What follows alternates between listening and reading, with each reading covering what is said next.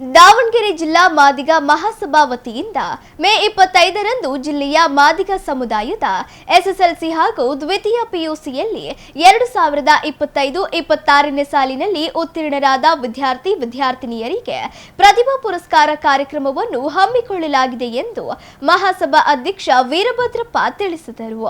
ಸುದ್ದಿಗೋಷ್ಠಿಯಲ್ಲಿ ಮಾತನಾಡಿದ ಅವರು, ದಾವಣಗೆರೆ ನಗರದ ಶಿವಯೋಗಿ ಮಂದಿರದ ಜಗದ್ಗುರು ಜಯದೇವ ಸಾಂಸ್ಕೃತಿಕ ಭವನದಲ್ಲಿ ಕಾರ್ಯಕ್ರಮ ನಡೆಯಲಿದ್ದು ಬೆಳಗ್ಗೆ 10 ಗಂಟೆಗೆ ಅಂಬೇಡ್ಕರ್ ವೃತ್ತದಲ್ಲಿ ಡಾಕ್ಟರ್ ಬಾಬಾ ಸಾಹೇಬ್ ಅಂಬೇಡ್ಕರ್ ಅವರ ಪ್ರತಿಮೆಗೆ ಮಾಲಾರ್ಪಣೆ ಮಾಡಿ ಜಾನಪದ ಕಲಾ ತಂಡಗಳೊಂದಿಗೆ ವಿದ್ಯಾರ್ಥಿಗಳ ಮೆರವಣಿಗೆ ನಡೆಯಲಿದ್ದು ದಾವಣಗೆರೆ ಜಿಲ್ಲಾ ಪೊಲೀಸ್ ವರಿಷ್ಠಾಧಿಕಾರಿ ಎಚ್.ಟಿ. ಶೇಖರ್ ಮೆರವಣಿಗೆಗೆ ಚಾಲನೆ ನೀಡಲಿದ್ದಾರೆ ಎಂದರು.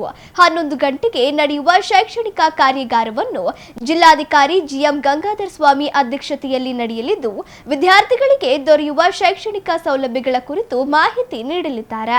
ಜೊತೆಗೆ ಎಬಿ ರಾಮಚಂದ್ರಪ್ಪ ಶಿಕ್ಷಣದ ಮಹತ್ವದ ಕುರಿತು ವಿಶೇಷ ಉಪನ್ಯಾಸ ನೀಡಲಿದ್ದಾರೆ.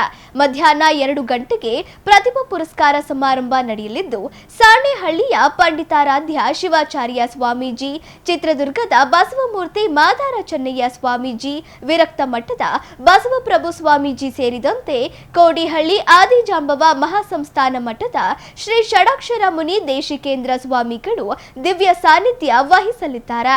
ಲೋಕಸಭಾ ಸದಸ್ಯೆ ಡಾಕ್ಟರ್ ಪ್ರಭಾ ಮಲ್ಲಿಕಾರ್ಜುನ್ ಅಧ್ಯಕ್ಷತೆ ವಹಿಸಲಿದ್ದು ಜಿಲ್ಲಾ ಉಸ್ತುವಾರಿ ಸಚಿವರಾದ ಎಸ್.ಎಸ್. ಮಲ್ಲಿಕಾರ್ಜುನ್ ಕಾರ್ಯಕ್ರಮ ಉದ್ಘಾಟಿಸಲಿದ್ದಾರೆ ಎಂದು ಹೇಳಿದರು.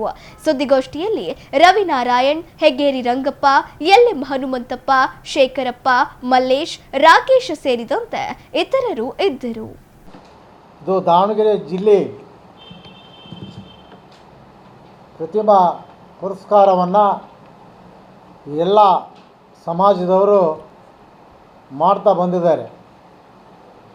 ನಾವು ಎಲ್ಲರೂ ಮಾಡ್ತಾ ಇದ್ದಾರೆ. ನಮ್ಮ ಸಮಾಜದಿಂದ ಪ್ರಥಮ ಬಾರಿಗೆ ದಾವಣಗೆರೆ ಜಿಲ್ಲೆಯಲ್ಲಿ ನಮ್ಮ ದಾವಣಗೆರೆ ಜಿಲ್ಲಾ ಮಾದಿಗ ಮಹಾಸಭಾದಿಂದ SLC ಹಾಗೂ ದ್ವಿತೀಯ PUCಯಲ್ಲಿ 25-26ನೇ ಸಾಲಿನ ಸರ್ಕಾರಿ ಶಾಲೆ ಕಾಲೇಜುಗಳಲ್ಲಿ ಉತ್ತೀರ್ಣರಾಗಿರುವ ಮಾದಿಗ ಸಮುದಾಯ ಪ್ರತಿಭಾವಂತ ವಿದ್ಯಾರ್ಥಿಗಳಿಗೆ ಜಿಲ್ಲಾ ಮಟ್ಟದ ಕಾರ್ಯಾಗಾರ ಹಾಗೂ ಪ್ರತಿಮಾ ಪುರಸ್ಕಾರ ಮತ್ತು ಸನ್ಮಾನ ಸಮಾರಂಭವನ್ನು ಆಹ್ವಾನ ಪತ್ರಿಕೆ ದಿನಾಂಕ 25/5/2026ನೇ ಸೋಮವಾರ ಶಿವಯೋಗ ಮಂದಿರದಲ್ಲಿ ಜಯದೇವ ಸರ್ಕಲ್ ಹತ್ತಿರ ದಾವಣಗೆರೆ. ಜಿಲ್ಲಾ ಮಟ್ಟದ ಕಾರ್ಯಾಗಾರ ಹಾಗೂ ಪ್ರತಿಮಾ ಪುರಸ್ಕಾರವನ್ನು ದಿನಾಂಕ 25/5/2000 ಸೋಮವಾರ ಬೆಳಗ್ಗೆ ಮೆರವಣಿಗೆ ಉದ್ಘಾಟನೆ 10 ಗಂಟೆಗೆ ಎಚ್.ಟಿ. ಶೇಖರ್ ಅವರು IPS ಪೊಲೀಸ್ ಅಧೀಕ್ಷರು ಅಂಬೇಡ್ಕರ್ ವೃತ್ತದಿಂದ ಜಯದೇವ ಸರ್ಕಲ್ನ ಮೂಲಕ ಶಿವಯೋಗ ಮಂದಿರದ ಸಭಾಂಗಣಕ್ಕೆ ಮೆರವಣಿಗೆ. ಕಾರ್ಯಾಗಾರ ಉದ್ಘಾಟನೆ ಬೆಳಿಗ್ಗೆ 11 ಗಂಟೆಗೆ ಜೆ.ಎಂ. ಗಂಗಾಧರ ಸ್ವಾಮಿ KS ಜಿಲ್ಲಾಧಿಕಾರಿಗಳು ದಾವಣಗೆರೆ. ಮುಖ್ಯ ಅತಿಥಿಗಳು ಮಾಧು ವಿಠಲ್ ರಾವ್ IPI CO ದಾವಣಗೆರೆ ಜಿಲ್ಲಾ ಪಂಚಾಯತಿ ಇವರು ಸಹ ಆಗಮಿಸ್ತಾ ಇದ್ದಾರೆ. ಸಿದ್ಧಲಿಂಗಮ್ಮ ಸ್ವಾಮಿ ಮಾದಳ್ಳಿ ಉಪನಿರ್ದೇಶಕರು ಸಮಾಜ ಕಲ್ಯಾಣ ಇಲಾಖೆ, ಶ್ರೀಮತಿ ಡಿ ರೇಣುಕಾ ಜಿಲ್ಲಾ ಹಿಂದುಳಿದ ವರ್ಗಗಳ ಕಲ್ಯಾಣಾಧಿಕಾರಿಗಳು, ಶ್ರೀ ಮಾಂತೇಶಿ ಆಯುಕ್ತರು ನಗರ ಪಾಲಿಕೆ ದಾವಣಗೆರೆ, ಆಮೇಲೆ MG ರಾಮಚಂದ್ರಪ್ಪ ನಿವೃತ್ತಿ ಪ್ರಿನ್ಸಿಪಾಲರು ದಾವಣಗೆರೆ ದಕ್ಷಿಣ ವಿಧಾನ ಕ್ಷೇತ್ರದ ನೂತನ ಶಾಸಕರಾಗಿರ್ತಕ್ಕಂಥ ಸಮರ್ಥ ಯುವ ನಾಯಕ ಶ್ಯಾಮನೂರು ಮಲ್ಲಿಕಾರ್ಜುನ್ ಅವರಿಗೆ ವೇದಿಕೆಯ ಸನ್ಮಾನವನ್ನು ಏರ್ಪಡಿಸಿದ್ದೇವೆ. ವೇದಿಕೆಯ ಕಾರ್ಯಕ್ರಮ ಮಧ್ಯಾಹ್ನ 2:30ಕ್ಕೆ ಸಾನ್ನಿಧ್ಯ ಪೂಜ್ಯ ಶ್ರೀ ಬಸವಮೂರ್ತಿ ಮಾದಾರ ಚೆನ್ನಯ್ಯ, ಶ್ರೀ ಬಸವಪ್ರಭು ಸ್ವಾಮೀಜಿ ಅವರು ವಿರಕ್ತಿ ಮಠ ದಾವಣಗೆರೆ, ಶ್ರೀ ಷಡಾಕ್ಷರ ಮುನಿ ವೀರೇಂದ್ರ ಕೇಂದ್ರ ಮಹಾಸ್ವಾಮಿಗಳು ಕೋಡಹಳ್ಳಿ ಮಠ ಹಿರಿಯೂರು. ಅಧ್ಯಕ್ಷ ನಾವು ಶಾನಹಳ್ಳಿ ಸ್ವಾಮಿಗಳಿಗೆ ಹೊಸದುರ್ಗದಕ್ಕೆ ಹೋದಾಗ ಇಲ್ಲ ಕಾರ್ಡ್ ಪ್ರಿಂಟ್ ಆಗಿ ಹೋಗಿದೆ, ಅದಕ್ಕೋಸ್ಕರ ನೀವು ಆಗಿಲ್ಲ, ನೀವು 2:15ಗೆ ಚನ್ನಗಿರಿಯಲ್ಲಿದೆ, ಆ ಚನ್ನಗಿರಿ ಕೆಲಸ ಮುಗಿಸ್ಕೊಂಡು ಇಲ್ಲಿಗೆ ಬರ್ತಾರಂತ ಒಪ್ಪಿಗೆ ಕೊಟ್ಟಿದ್ದಾರೆ. ಅವ್ರ ಹೆಸರು ಹಾಕಿಲ್ಲ, ಅದನ್ನು ಸಹ ಪಂಡಿತಾರಾಧ್ಯ ಸ್ವಾಮಿಗಳನ್ನ ಹೆಸರು ನೋಂದಣಿ ಮಾಡಿಕೊಳ್ಬೇಕಾಗಿ ತಮ್ಮಲ್ಲಿ ವಿನಂತಿ ಮಾಡಿಕೊಳ್ತೇವೆ. ಅಧ್ಯಕ್ಷತೆ ಪ್ರತಿಮಾ ಮಲ್ಲಿಕಾರ್ಜುನರವರು MP ಅವರು ಮತ್ತು ಉದ್ಘಾಟನೆ SS ಮಲ್ಲಿಕಾರ್ಜುನ ಗಣಿ ಮತ್ತು ಹಾಗೂ ತೋಟಗಾರಿಕೆ ಸಚಿವರು ಹಾಗೂ ದಾವಣಗೆರೆ ಜಿಲ್ಲೆ ಉಸ್ತುವಾರಿ ಸಚಿವರು. ಪ್ರಮಾಣ ಪತ್ರ ವಿತರಣೆ H ಆಂಜನೇಯ, ಬ್ಯಾಗ್ ವಿತರಣೆ ಮಾಜಿ ಸಚಿವರು, ಸಮಾಜ ಕಲ್ಯಾಣ ಇಲಾಖೆ ದಾವಣಗೆರೆ. ವಿದ್ಯಾರ್ಥಿಗಳಿಗೆ ಸನ್ಮಾನ ಜಿಲ್ಲೆಯ ಶಾಸಕರು ಹಾಗೂ ಮುಖ್ಯ ಅತಿಥಿಗಳು HB ಮಂಜಪ್ಪ, ಅಧ್ಯಕ್ಷರು ಬಯಲುಸೀಮೆ ಅಭಿವೃದ್ಧಿ ಚಿತ್ರದುರ್ಗ. ಅಲ್ಕೋಡ್ ಹನುಮಂತಪ್ಪನವರು, ಮಾಜಿ ಸಚಿವರು JS ಮಂಜುನಾಥ್, ಅಧ್ಯಕ್ಷರು ಆದಿಜಾಂಬ ಅಭಿವೃದ್ಧಿ ನಿಗಮ ಕರ್ನಾಟಕ ಸರ್ಕಾರ. ಇಲ್ಲ, ಇದು ಪ್ರತಿಭಾ ಪುರಸ್ಕಾರ ಅನ್ನೋದಕ್ಕಿಂತ ಈ ಸಮಾರಂಭ ಏನಿದೆ 2 ಭಾಗಗಳನ್ನು ವಿಂಗಡಿಸಿದ್ದೀವಿ. ಮೊದಲನೇ ಭಾಗ ಕಾರ್ಯಾಗಾರ ಅಧಿಕಾರಿಗಳಿಂದ, ಸರ್ಕಾರದಿಂದ ಬರುವಂಥ ಎಲ್ಲ ಸವಲತ್ತುಗಳ ಬಗ್ಗೆ ಅಧಿಕಾರಿಗಳು, ಏಕೆಂದರೆ ಸಮಾಜ ಕಲ್ಯಾಣ ಇಲಾಖೆಯಿಂದ ಯಾವ ಸವಲತ್ತು ಸಿಗ್ತದೆ, ಕಾರ್ಪೊರೇಷನಿಂದ ಯಾವ ಸವಲತ್ತು ಸಿಗ್ತದೆ, ಅವರು ವಿದ್ಯಾಭ್ಯಾಸಕ್ಕೆ ಕೆಲಸಕ್ಕೆ ಏನೇನು ಸವಲತ್ತು ಸಿಗ್ತದೆ ಅನ್ನೋ ಬಗ್ಗೆ ಕಾರ್ಯಾಗಾರ.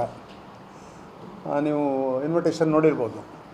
ಮೊದಲೇ ಏನು ಪ್ರೀನೂನ್ ಬೆಳಗ್ಗೆಯಿಂದ ಬೆಳಗ್ಗೆ 11 ಗಂಟೆಯಿಂದ ಪ್ರಾರಂಭ ಆಗಿ 1:30 ಗಂಟೆವರೆಗೆ 4 ಜನ ಮತ್ತು CO DC ಅವರು ಮಾತಾಡ್ತಾರೆ.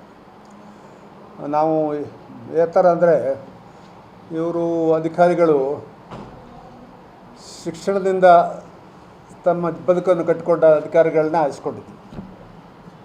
ಸೊ ದಟ್ ಅವರು ಆ ವಿದ್ಯಾರ್ಥಿಗಳ ಮೇಲೆ ಪರಿಣಾಮ ಬೀರ್ಬೋದು. ನೆಕ್ಸ್ಟ್ ಏನಿದೆ, ರಾಜಕಾರಣಿಗಳಿದ್ದಾರೆ, ಅವರ ಹಿನ್ನೆಲೆಯಿಂದ ಅಧಿಕಾರಕ್ಕೆ ಬಂದವರು. ಎರಡೂ ವ್ಯತ್ಯಾಸ ಗೊತ್ತಾಗಲಿ ವಿದ್ಯಾರ್ಥಿಗಳಿಗೆ ಅಂತ.